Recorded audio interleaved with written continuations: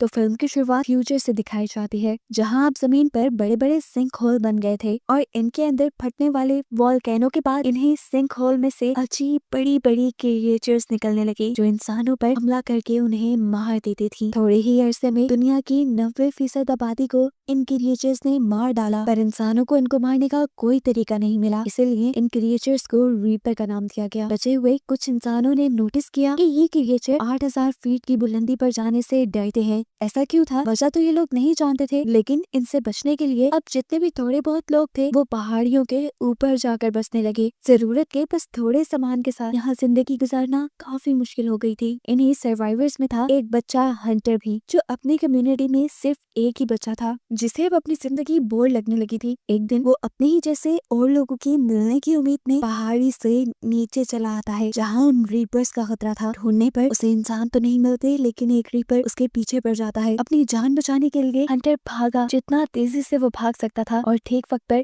उस रीपर के हमला करने से पहले वो अपनी सेफ लाइन को क्रॉस कर गया। जान तो उसकी बच गई थी, लेकिन अब ये बात उसके डैड को भी पता चल गई थी कि वो नीचे गया था, जो सुनकर उसके डैड बहुत ज्यादा परेशान हो गए और उसके डैड ने उसे समझाया कि नीचे जाना बिल्कुल सेफ नहीं, देखो तुम्हें भागने में भी मसला होता है। यहाँ हमें पता चला कि हंटर को सांस लेने में तकलीफ होती थी और वो हर वक्त फिल्टर्स के सहारे जीता था। हंटर ने अपने डैड को एक्सप्लेन किया, बस मैं और लोगों को ढूंढना चाहता था। जवाब में उसके डैड कहते हैं, देखो हंटर, मैं तुम्हारी मॉम को खो चुका हूँ, अब मैं तुम्हें नहीं खोना चाहता। ये कहकर वो शिकार के लिए चले गए अपने फ्रेंड केटी के साथ, जहाँ शिकार पर भी वो अपने बेटे के लिए काफी उदास और परेशान थे। तब केटी उसे समझाते हैं, देखो वो एक बच्चा है और बच्चे हमेशा नई चीजों को जानने के लिए बेताब होते हैं, तो वे उसे थोड़ी स्पेस देनी चाहिए। ये लोग जब अपना शिकार लेकर वापस आ रहे थे तो रास्ते में इन्हें दिखाई देती है प्रोफेसर नीना। वो रीपर के शेल पर नई नई बुलेट्स बनाकर एक्सपेरिमेंट कर रही थी। कोई तो उनकी बनाई हुई बुलेट उन रीपर को मार सकती थी। 3 साल हो गए थे उन्हें इस एक्सपेरिमेंट को करते हुए, लेकिन अब तक वो नाकाम थी। रात होने पर देखने को मिला कि हंटर की तबीयत बुरी तरह बिगड़ गई, तो देखकर विल भी परेशान हो गया और फौरन उसने जाकर हंटर का फिल्टर चेंज किया, जिसके बाद उसकी तबीयत थोड़ी संभल गई। उसने देखा कि ये उसके पास लास्ट फिल्टर था और अब अगर उसे हंटर की जान बचानी थी तो उसे पहाड़ी से नीचे जाकर हॉस्पिटल से और फिल्टर्स लेकर आने थे। ये बात वो जानता था कि नीचे जाना बिल्कुल सेफ नहीं, लेकिन अपनी बेटी की जान बचाने के लिए उसके पास कोई दूसरी चॉइस भी नहीं थी। यही चीज वो जाकर प्रोफेसर नीना से डिस्कस करता है कि वो नीचे जाने वाला है और उसने नीचे जाने के लिए एक सेफ रोड भी ढूंढा है, लेकिन नीना को उसकी बात पे यकीन नहीं था, क्योंकि उसे लगता था कि नीचे कोई सेफ जोन नहीं। इसलिए वो उसकी मदद करने को इनकार कर देती है और विल अकेले ही जाने का फैसला करता है। कुछ वेपन्स लिए वो नीचे जाने के लिए तैयार ही था कि केटी भी उसके साथ आ गई, जो उसकी दोस्त थी। विल इसे साथ ले जाना तो नहीं चाहता था, लेकिन केटी उसे बताती है, मेरा तो वैसे भी इस दुनिया में कोई नहीं, अच्छा है ना मैं हंटर की जान ही बचा लूं। वेपन्स लिए वो लोग सफर पे निकल ही रहे थे कि प्रोफेसर नीना उन्हें जाते देख रही थी। आखिर उनसे भी रहा नहीं किया और उन्होंने भी विल का ग्रुप ज्वाइन कर लिया, क्योंकि वो जानती थी जो वो ऊपर रहकर नहीं कर पा रही वो नीचे अपनी लैब में जाकर कर पाएंगी। वो एक ऐसी बुलेट जरूर तैयार कर लेगी जिनसे उन रीपर्स को मारा जा सके। ये लोग नीचे शहर तक जाने के लिए एक खास रूट का इस्तेमाल कर रहे थे, जहाँ पर रीपर्स के होने के कम से कम चांसेस थे। प्रोफेसर नीना यहाँ इन्हें अपनी मॉडिफाई की हुई कंपास दिखाती हैं, जो दूर से ही रीपर्स को डिटेक्ट कर सकती थी, क्योंकि रीपर्स के अंदर से इलेक्ट्रोमैग्नेटिक वेव्स निकल रही थी। काफी चलने के बाद आखिर ये लोग एक ऐसी जगह पर पहुंचते हैं जहां इन्हें खतरा था रीपर्स के होने का, लेकिन प्रोफेसर नीना की कंपास यहाँ पर दूर दूर किसी भी रीपर के ना होने की खबर देती है और ये लोग अपना सफर कंटिन्यू कर देते हैं। यहाँ पर बहुत सारे मिलिट्री ट्रक्स भी खड़े हुए थे, जो जरूर उन रीपर्स को ही मारने आए होंगे, लेकिन इस लड़ाई में खुद मारे गए। इन ट्रक्स में से विल और केटी अपने सर्वाइवल की चीजें ले लेते हैं। यहाँ पर इन्हें बहुत सारे ग्रेनेड्स भी मिले थे, जिन्हें चलाना केटी जानती थी। उन्हें लग रहा था कि अब इन्हें ग्रेनेड्स के जरिए आगे का सफर आसान होने वाला है। प्रोफेसर नीना को यहीं पर रीपर का खोल भी मिलता है, यानी बॉडी का एक पार्ट, जिसे वो उठा लेती है और यहाँ से और सैंपल कलेक्ट करने लग जाती है, ताकि वो इन रीपर्स के बारे में पता चला सके और इनको खत्म करने का कोई रास्ता ढूंढ सके। यही बातों ही बातों में केटी प्रोफेसर नीना को बुरा भला कहने लग जाती है, क्योंकि उसे लगता था कि प्रोफेसर नीना की वजह से उसकी दोस्त और विल की वाइफ की डेथ हुई थी। इनकी लड़ाई इतनी बढ़ गई कि हाथापाई में बदल गई। अभी ये लोग इसी सब में थे कि अचानक उन्हें दूर से किसी रीपर के होने की आवाज सुनाई दी। आगे बढ़कर इन्होंने देखा ये कोई रीपर नहीं था, बल्कि यहाँ पर बहुत सारे घोड़े थे, और ये देखकर वो लोग हैरान हो गए कि रीपर्स जानवरों को नहीं मारते थे, वो तो सिर्फ इंसानों को मार रहे थे। ये लोग अब आगे चेयर लिफ्ट तक जाते हैं, जहाँ से इन्हें अपना अगला सफर कंप्लीट करना था। यहाँ आने पर प्रोफेसर नीना को अपनी कंपास से यहीं करीब एक रीपर के होने का एहसास होता है। ये लोग जब अर्थ के फिर देखते हैं उन्हें एक तरफ के दरख्त जलते दिखाई देते हैं। यानी मॉन्स्टर वही था। अगर इन्हें अपनी जान बचानी थी तो फौरन यहाँ से भागना था। फिल और प्रोफेसर नीना बैठ जाते हैं चेयर लिफ्ट के अंदर, जबकि केटी इसकी पावर सप्लाई चलाने की ट्राई करती है। अब जैसे जैसे वो रीपर केटी के करीब आ रहा था, केटी घबरा रही थी। इसी घबराहट में वो रीपर के पास एक ग्रेनेड फेंक देती है, जिसकी वजह से वहाँ बहुत बड़ा धमाका तो हुआ, लेकिन रीपर को इस धमाके से कोई असर नहीं हुआ। ये लोग जल्दी से अपनी चेयर लिफ्ट ऑन करके उसे चला लेते हैं और दूसरी तरफ हमें दिखाया जाता है कि केटी टावर पे चढ़कर अब चेयर लिफ्ट के ऊपर चढ़ने की कोशिश में थी। वो टावर से जैसे ही चेयर लिफ्ट की तरफ जंप करती है तो बदकिस्मती से वो चेयर के ऊपर जंप नहीं कर पाई। वो गिरने ही वाली थी, लेकिन तभी उसे विल ने हाथ पकड़कर बचा लिया। लेकिन इस सब के बावजूद भी मुश्किलें हल नहीं हुई, क्योंकि रीपर अब बिल्कुल उनके पीछे आ चुका था और उनकी चेयर की केबल्स को बुरी तरह हिला रहा था, जिसकी वजह से इनकी चेयर लिफ्ट ही टूटकर नीचे गिर जाती है। और अब अपनी जान बचाने के लिए ये लोग वापसी का रास्ता अपना लेते हैं, यानी ऊंचाई की तरफ भागने लग जाते हैं जहाँ पर ये रीपर्स नहीं आ सकते थे।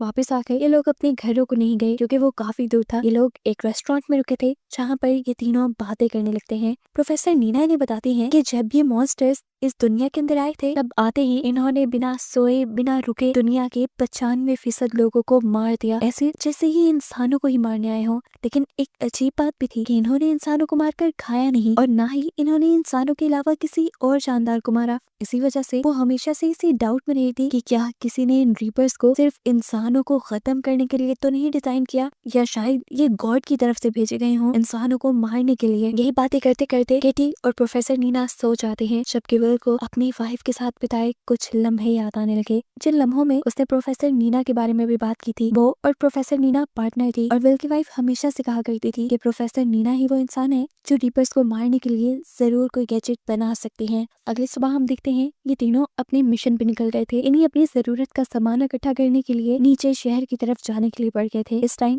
ये लोग एक टनल के जरिए से होते जा रहे थे। आधी टनल तो हाई एल्टीट्यूड पे थी, यानी 8000 फीट की बुलंदी पर थी, जहाँ पर ये रीपर्स नहीं आ सकते थे। लेकिन बाकी आधी टनल का हिस्सा बिल्कुल नीचे की तरफ था, जहाँ पे रीपर्स के होने का खतरा था। इस सब के बावजूद भी ये लोग इस टनल के अंदर बढ़ते रहते हैं। यहाँ पर विल ने प्रोफेसर नीना को ये नहीं बताया था कि उसकी ये कंपास अंडरग्राउंड नहीं चलेगी। काफी घंटों के सफर के बाद इन्हें एक बुरी खबर ये पता चलती है कि टनल की दूसरी एंट्रेंस तो बंद थी। अब इन्हें यहाँ से दूसरी टनल का रास्ता लेना था। इतने घंटों का सफर दोबारा करते तो थक जाते। यहाँ पर एक शॉर्टकट भी था जो छोटी छोटी स्टेयर्स से होकर जाता था। ये लोग उसे इस्तेमाल करने का डिसाइड करते हैं, लेकिन क्योंकि काफी अरसे से ये भी बंद थी तो यहाँ पर बहुत सी चिमगादड़ें थी, बैट्स थी जो इनके ऊपर हमला करती हैं, लेकिन ये लोग बच जाते हैं। फाइनली अब ये लोग एक दूसरी टनल में तो पहुंच जाते हैं, लेकिन यहाँ पर आना इनके लिए बिल्कुल भी अच्छा साबित नहीं हुआ, क्योंकि यहाँ पर पहले से ही एक रीपर मौजूद था जो जैसे बस इनका इंतजार ही कर रहा था। ये लोग जल्दी से अपने हेड्स पे लगी हुई लाइट को कवर कर चुके थे ताकि रीपर इन्हें सेंस ना कर पाए, लेकिन फिर भी रीपर ने इन्हें सेंस कर लिया था, जिससे बचने के लिए ये लोग अब टनल की दूसरी तरफ से भागने लग जाते हैं। और भागते हुए आगे आके थोड़ी ही दूरी पर केटी ने एक ग्रेनेड भी ब्लास्ट कर दिया था, जिससे वो जानती थी कि रीपर तो नहीं मरेगा, लेकिन हाँ उसकी स्पीड थोड़ी कम हो जाएगी उन तक पहुंचने की। और ऐसा करने में वो कुछ % कामयाब हो भी गई थी, लेकिन अब भी रीपर उनके पीछे पीछे था।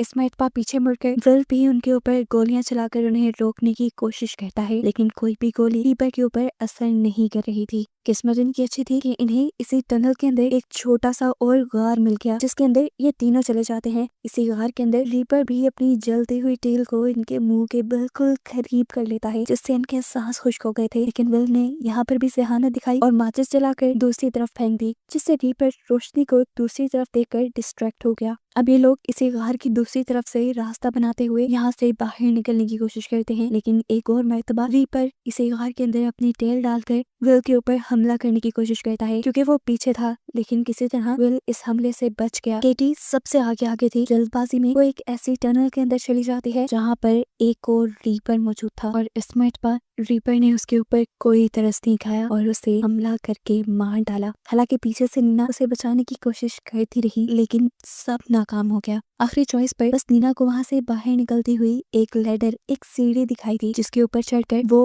और विल यहाँ से चले गए। केटी को यहीं पर छोड़कर, जिस बात का तो शायद अब इन्हें जिंदगी भर होने वाला था। अब ये लोग एक सेफ एल्टीट्यूड पे आ गए थे, इन्हीं 8000 फीट से ऊपर, जहाँ कोई रीपर नहीं था। ये लोग यहाँ सेफ रह सकते थे, लेकिन नीना इस टाइम सेफ रहने को प्रायोरिटी नहीं देती, बल्कि अपनी मिशन को प्रायोरिटी देती है और अपनी लैब्स की तरफ बढ़ने का फैसला करती है। यहाँ पर बहुत सारे ऐसे घर थे जिसमें अब कोई इंसान नहीं रहता था। उन्हीं में से एक घर के अंदर विल और प्रोफेसर नीना आ चुके थे। यहाँ पे खाने के लिए भी बहुत कुछ था। नीना दोनों के लिए खाना बना दिया है और यहाँ बैठकर विल को हंटर की याद आ जाती है। उसे ये खाना बहुत पसंद था, लेकिन उनके शहर में ये सादा सा खाना भी नायाब हो गया था। फिर अब नीना विल को एक्सप्लेन करती है कि कैसे वो डिफरेंट केमिकल्स के मिक्सचर से एक ऐसी बुलेट तैयार कर सकती है जो उन रीपर्स को मार सकता है। नीना को लग रहा था कि इनके अंदर कोई मैग्नेटिक पावर जरूर है, पर एक खास केमिकल कॉम्बिनेशन की मदद से ये लोग उनके अंदर के ही इलेक्ट्रोमैग्नेटिक चार्ज को किसी बॉम्ब की तरह डिस्ट्रॉय कर सकते थे, जिससे उन रीपर्स के मर जाने का 90% तक चांस है।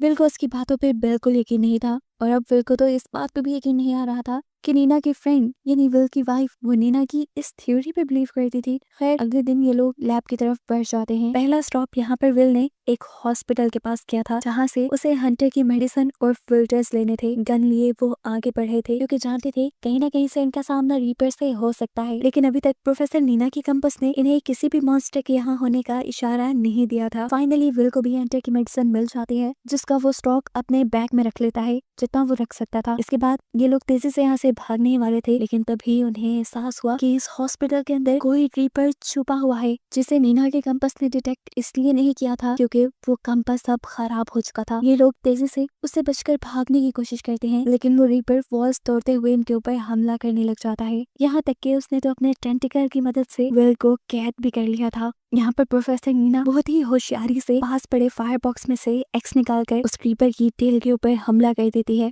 जिसकी वजह से रीपर विल को छोड़ देता है। अब इन्हें फौरन यहाँ से भागना था, लेकिन भागने से पहले नीना यहाँ के सारे ऑक्सीजन सिलेंडर खोल चुकी थी, जिसकी वजह से वहाँ पर फॉग पैदा हो जाए और रीपर्स को वो लोग नजर ना आए। ये आइडिया भी अच्छा था, लेकिन विल के दिमाग में जो आइडिया था वो इससे भी ज्यादा कमाल का था। विल एक ऑक्सीजन टैंक के ऊपर शूट कर देता है, जिससे वहाँ पे बहुत बड़ा एक्सप्लोजन हुआ था और प्रेशर से वो रीपर उड़कर इस बिल्डिंग से बाहर जा चुका था। ये लोग ऊपर से खड़े हुए रीपर को देखते हैं जो बेजान जमीन पे पड़ा था, लेकिन ये लोग नहीं जानते थे कि वो रीपर मरा है या बेहोश है। ज्यादा देर ये लोग रुक नहीं सकते थे यहाँ पर, इसीलिए विल नीना से वापस चलने को कहता है, पर नीना कहते हैं नहीं विल, मुझे मेरे लैब तक जाना है ताकि मैं इन्हें मारने के लिए कोई नई बुलेट तैयार कर पाऊँ। विल नीना की बात मान जाता है और ये लोग ट्रक में ही बैठकर लैब के लिए निकल जाते हैं। और इनके यहाँ से जाते ही हमें दिखाया गया कि वो रीपर दोबारा होश में आ चुका था। इधर लैब में आते ही नीना अपना काम शुरू कर चुकी थी, जबकि विल इस लैब को विजिट कर रहा था, जहाँ पर उसे प्रोफेसर नीना की फैमिली पिक्चर भी दिखाई दी। ये देखकर वो शॉक रह गया कि नीना की एक फैमिली भी थी, क्योंकि उसने कभी अपनी फैमिली के बारे में कुछ डिस्कस नहीं किया था। ये सवाल करते ही नीना की भी आंखों से आंसू निकलने लगे और उसने बताया कि जिस दिन पहली मर्तबा रीपर्स ने दुनिया पर हमला किया था, उस दिन मैं लैब में ही थी।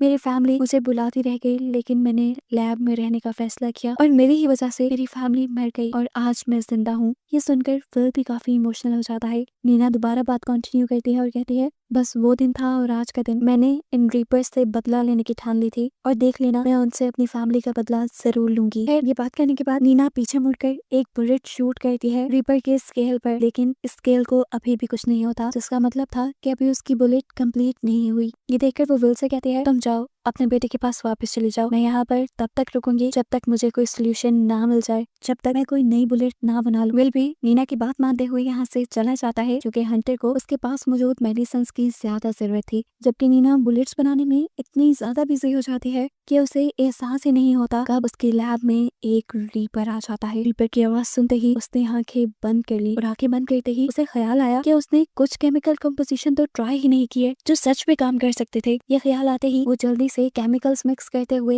एक नई बुलेट बनाने लगी, जबकि यहाँ रोड पे हमें दिखाया गया कि विल बहुत ही तेजी से ऊपर अपने टाउन की तरफ जाने की कोशिश में था, लेकिन तभी उसकी कार का एक पत्थर से टकराकर एक्सीडेंट हो गया और इस एक्सीडेंट की वजह से वो बेहोश हो गया। कुछ देर बाद जब उसे होश आया तो उसके करीब से भी एक रीपर की, एक मॉन्स्टर की आवाज आ रही थी। उसे अपनी जान बचाने के लिए जल्द से जल्द यहाँ से निकलना था। कार वो उसकी भी कर नहीं सकता था, इसीलिए वो कार के फ्रंट मिरर को तोड़ते हुए कार से बाहर निकल आता है और रीपर से बचकर ऊपर की तरफ भागने की कोशिश में लग जाता है। लेकिन इस मर्तबा शायद उसकी ये कोशिश नाकाम हो जाती, क्योंकि रीपर बिल्कुल उसके करीब था। इससे पहले कि रीपर उसके ऊपर हमला करता, विल को गोली की आवाज सुनाई देती है और सरप्राइजिंगली इस मर्तबा नई बुलेट से वो रीपर मर भी जाता है। गोली चलाने वाली और कोई नहीं बल्कि नीना ही, जिसने अपने नए एक्सपेरिमेंट से एक ऐसी बुलेट बना ली थी जो रीपर्स को मार सकती थी। उसने अपने पास मौजूद भी रीपर को इसी बुलेट से मारा था और अब वो विल को बचाने के लिए भी ठीक टाइम पर पहुंच गई थी। जब वो रीपर मरा था तो वाकई वहाँ पे एक बहुत बड़ा एक्सप्लोजन हुआ था, एक धमाका हुआ था, जिसका मतलब था कि नीना ठीक थी। इन रीपर्स के अंदर कोई इलेक्ट्रिक चार्ज था, जिन चार्ज में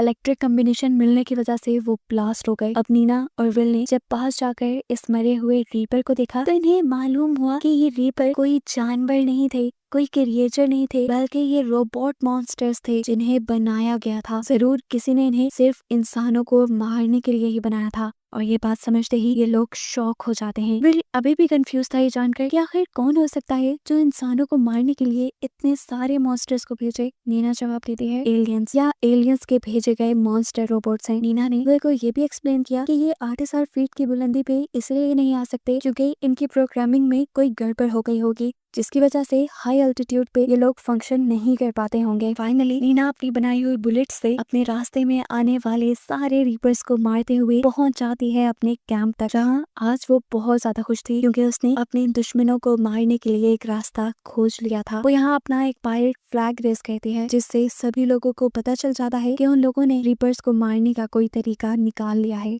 सभी सर्वाइवर्स रीपर्स के साथ उनकी इस जंग के लिए तैयारी में लग जाते हैं और नीना के बताए फॉर्मूला से बहुत सारी बुलेट्स बनाते हैं, जिसमें से एक बुलेट पर इन्होंने केटी का नाम लिखा था, क्योंकि नीना को लैब तक ले जाने की करेज कहीं ना कहीं उसे केटी नहीं दी थी, इसीलिए इसका क्रेडिट केटी को तो जाता ही था। बहुत सारी बुलेट्स बनाने के बाद ये सर्वाइवर्स अब रीपर्स के साथ अपनी जंग में लग जाते हैं और जितना हो सकता था ये लोग रीपर्स को मारते हुए अपनी जगह को वापस लेना शुरू कर देते हैं। जबकि यहाँ दिखाया जाता है कि नीना अभी तक उस रीपर की बॉडी को स्टडी कर रही थी, जहाँ पर आज उससे मिलने के लिए विल भी आया। ये लोग टेलीस्कोप लगाए आसमान की तरफ देख रहे थे, जहाँ पर नीना को 3 बड़ी बड़ी स्पेसशिप आसमान से जमीन पर आते हुए दिखाई देती हैं, जिसका मतलब था कि इन्होंने जिन रीपर्स को मारा था उनके बारे में एलियंस को खबर हो गई थी और एलियंस अब इनसे एक पूरी जंग के लिए तैयार होकर आए थे। आगे अब क्या होने वाला था, इसी मिस्ट्री के साथ ये मूवी यहीं पर खत्म हो जाती है।